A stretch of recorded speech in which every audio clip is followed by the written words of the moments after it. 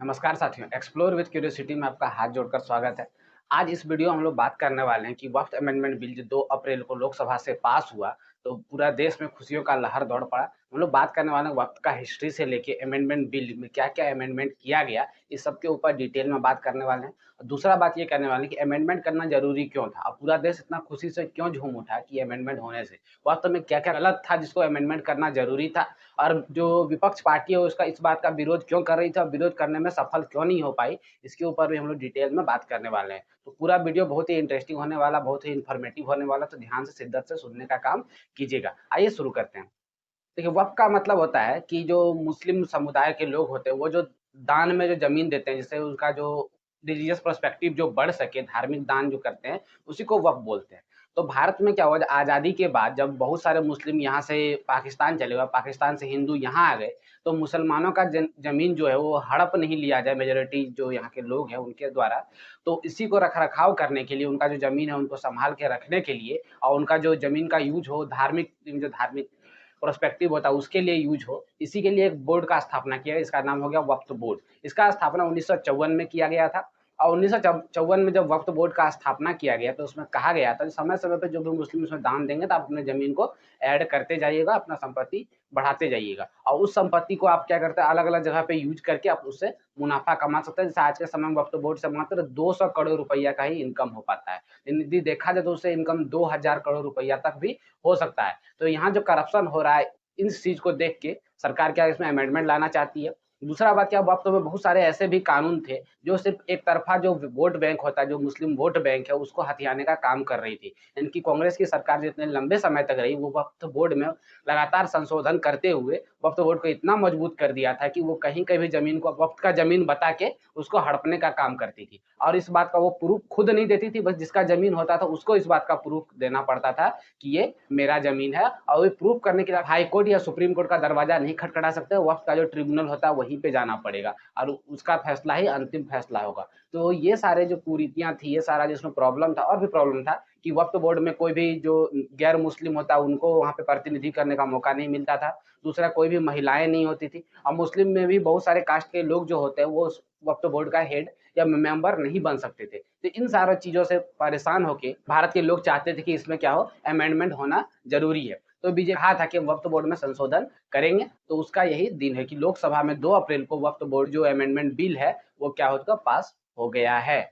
ऐसे बहुत सारी कहानियाँ हैं जिसमें क्या गया वक़्त ने उसे अपना ज़मीन बता दी जबकि वो उसमें उसका कोई भी नामो-निशान नहीं था। जैसे तमिलनाडु का एक घटना जहाँ पे एक गाँव जो है उसको वक़्त ने अपना बता दिया। वहाँ के गाँव के लोगों को अब प्रूव करना पड़ रहा है कि ये मेरा ज़मीन है, वक़्त का ज़मीन नहीं है। ऐसे बहुत सारे मंदिर पे वक़्त ने अपना कब्ज़ा बताया, बहुत सारे सरकारी जगहों पे अपना कब्ज़ा बता दिया है, जिस वज़ह से क्या हुआ लोगों की आँखों में खटकने लगा और इसका जो अमेंडमेंट करना बहुत ज़्यादा ज़रूरी होने लगा। तब बीजेपी से गवर्नमेंट को लगा कि इसका अमेंडमेंट करना पड़ेगा, तो 2 अप्रैल को लोकसभा से भी पास करा दिया। अब बारी है राज्यसभा और राष्ट्रपति के साइन का। जरा ये दोनों हो जाता है, तो ये बिल जो है अधिनियम में तब्दील हो जाएगा।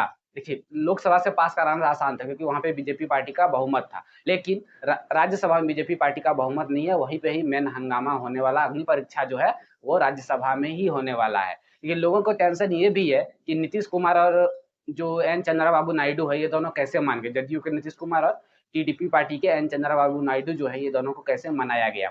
देखिए, आपको पता है कि 240 सीट बीजेपी लेके आई है। लोकसभा जो चुनाव हुआ 2024 का, इसमें बीजेपी 240 सीट लेके आई है और ये दोनों का गठबंधन के साथ जदयू और जो टीडीपी पार्टी इनका गठबंधन के साथ ही क्या बीजेपी जो है सत्ता में वापस से आ पाई, वरना सत्ता में वापस भी नहीं आ पाती। तो इनका जो विपक्ष पार्टी है, सोच रहे थे कि हम 99 सीट लाके भी क्या है मतलब फ्रंट फुट पे खेलें, लेकिन ऐसा पॉसिबल हो नहीं पाया क्योंकि हरियाणा, महाराष्ट्र, दिल्ली में जो चुनाव हुए, ये सारे बीजेपी के पक्ष में गए और वहाँ से क्या हुआ पूरा माहौल तब्दील हो गया और जो यूपी में जो लोकसभा चुनाव में गलती की थी जनता ने, उसको समझ में आ गया कि हमने कितना बड़ा गलती किया है और उस बात को भी दोहराया गया। यूपी में जितने भी उपचुनाव हुए, सब में बीजेपी को वो जीत मिला। तो इस बात से पता चलता है कि बीजेपी अब बैक फुट पे नहीं, फ्रंट फुट पे खेलने वाली है और जो भी अधिनियम या फिर जो भी वो बिल लाना चाहती है देश में, वो बहुत आराम से और बहुत सोच समझ के ला रहा है।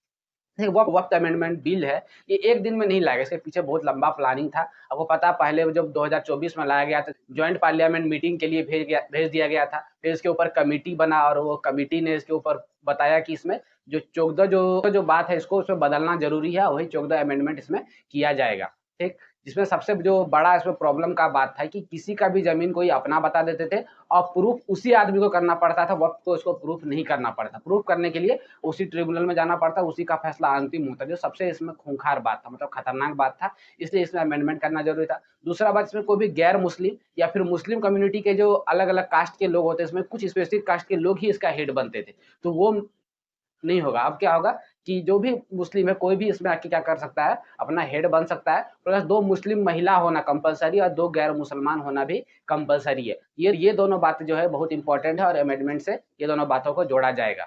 दूसरा बात, जितनी भी सरकारी संपत्तियां हैं, वो वक़्त की यदि संपत्ति है तो उसको वापस करना पड़ेगा। सरकार चाहे तो उससे वापस ले सकती है। तीसरा बात, यदि कोई जो मुस्लिम आदमी है, यदि वक़्त को संपत्ति दान देना चाहता है, तो वो दान कर सकता है। लेकिन यदि उसका महिला उत्तराधिकारी है, तो उससे भी पूछना पड़ेगा कि वो दान देना चाहती है या नहीं। यदि वो नहीं चाहती और आप दान दे देते हैं, तो ये नहीं चलेगा। पहले ऐसे होता था ना कि महिला उत्तराधिकारी है तो उसको ज़मीन कोई मतलब नहीं है, आप क्या कहते हैं दान दे दीजिए। ठीक, तो इस तरह से धीरे-धीरे करते हुए क्या हुआ, वक़्त ने अपना जो संपत्ति है इतना इज़ाफ़ा कर लिया कि आज तीसरे नंबर पे वक़्त का संपत्ति है। सबसे पहले रेलवे और रक्षा मंत्रालय के बाद वक़्त 3 नंबर पे आता है पूरा भारत में, संपत्ति के मामले में। सोचिए इतना ज़्यादा इनका जो मोनोपोली था बढ़ते जा रहा था कि वक़्त में अमेंडमेंट करना बहुत ज़्यादा ज़रूरी हो गया। जब 2 अप्रैल को लोकसभा से यह बिल पास हुआ, तो पूरा देश खुशियों से झूम उठा क्योंकि पता था उनको ये बहुत अच्छा एक बिल पास हुआ है। अब बारी है राज्यसभा काम हो जाता है, तो क्या होगा कि ये बिल जो है अधिनियम में तब्दील हो जाएगा और ये कानून बन जाएगा। तो विपक्ष में जो ओवैसी थे, राहुल गांधी, अखिलेश यादव, ये लोग बहुत कोशिश किए इसको रोकने का, लेकिन जो सही चीज़ को रोक पाना पॉसिबल नहीं है। जो सही है, वो सही है, वो तो पास होके ही रहेगा। हाँ, गलत चीज़ आप रोक सकते हैं। देखिए, दूसरा बात क्या था ना, इसमें राहुल गांधी तो संसद में थे ही नहीं, उन्होंने इसपे कुछ बोलना भी मुनासिब नहीं समझा क्योंकि उनको पता था सही है और विपक्ष इतना कमज़ोर हो चुका है, इतना बैकफुट पे चल रहा है कि हो भी नहीं पाएगा उनसे। अखिलेश यादव तो उल्टे-पुल्टे वहाँ बात कर रहे थे संसद में कि वो बोल रहे थे अभी तक जो बीजेपी पार्टी है वो अपना राष्ट्रीय अध्यक्ष नहीं चुन पाई है। मतलब सोचिए क्या से क्या बात कर रहे हैं। अब राष्ट्रीय अध्यक्ष से क्या मतलब है? वहाँ पे आपसे वक़्त पे बिल पास हो रहा है, तो उसके ऊपर बात कीजिए। और ओवैसी का तो आपको टेंशन से चेहरा ही मतलब झुका हुआ था। तो उनका तो बात ही नहीं करते, इन लोग का विपक्ष इसको रोकने में सक्षम नहीं हो पाए। तो ये विपक्ष का इतना कमज़ोर होना हम लोग के देश के लिए सही नहीं है। तो विपक्ष को मजबूत होना ज़रूरी होगा क्योंकि देखिए ये बिल तो सही है, बाकी जो भी और काम है जैसे एक तरफ़ा सरकार का जो मोनोपोली चलेगा, तो इस तरह से सही बात नहीं है। विपक्ष को मजबूत होना पड़ेगा, सही ढंग से काम करना पड़ेगा, रिसर्च एनालिसिस पे मजबूती से ध्यान देना पड़ेगा और अपने बातों को सही मंच पे रखना पड़ेगा। आप ट्वीट क्या करते हैं, आपका प्रवक्ता क्या बोलता है, ये ज़्यादा मायने नहीं रखता है। आप लोकसभा में क्या बोलते हैं, राज्यसभा में क्या बात करते हैं, ये पूरा देश सुनता है। तो इस पे आपको पूरा अच्छे से तैयारी करके आके आपको बोलना पड़ेगा, तो क्या होगा लोगों को लगेगा कि हाँ, सही में मेरा जो प्रतिनिधि हम चुन के भेजे हैं, जो विपक्ष है वो अच्छा से काम कर रहा है, वरना सिर्फ़ पक्ष का ही मोनोपोली धीरे-धीरे बढ़ता चलेगा। आप जब सोच सकते हैं बहुमत में ना होने पे इतना कड़े डिसीज़न ले पा रही है, तो बहुमत में होती सरकार क्या करती? तो इस बात से बाकी सारी पार्टियों का भी उभरना ज़रूरी है, सिर्फ़ बीजेपी का एक मोनोपोली ना चले, इसीलिए विपक्ष का मजबूत होना बहुत ज़्यादा ज़रूरी है। बात करते हैं जो वक़्त अमेंडमेंट बिल का, तो कांग्रेस सरकार ने जो इसको एक तरफ़ा और पावरफुल बना दिया था, यदि ये बिल पास हो जाता है राज्यसभा और राष्ट्रपति का साइन हो जाता है, तो फिर क्या होगा वक़्त जो बोर्ड है, ये नॉर्मल हो जाएगा। इतना जो पावर था इसके पास ये सारा पावर नहीं रहेगा और जो रेवेन्यू जनरेट करने का बात था वो रेवेन्यू 200 करोड़ से बहुत ज़्यादा बढ़ने वाला है क्योंकि सरकार इसके ऊपर नज़र रख पाएगी और गैर मुस्लिम और महिलाओं के आने से क्या होगा, जो एक कम्युनिटी के लोग इसके ऊपर शासन कर रहे थे वक़्त बोर्ड के ऊपर, वो नहीं कर पाएँगे। तो वक़्त का मोनोपोली घटने वाला है। तो उम्मीद करते हैं कि आपको सारा कहानी समझ में आ गया कि वक़्त बोर्ड का स्थापना से लेके अभी तक का क्या-क्या अमेंडमेंट होने वाला है। पूरा कहानी यदि आपको अच्छे से समझ में आ गया तो आज के लिए इतना ही रखते हैं, तब तक के लिए धन्यवाद।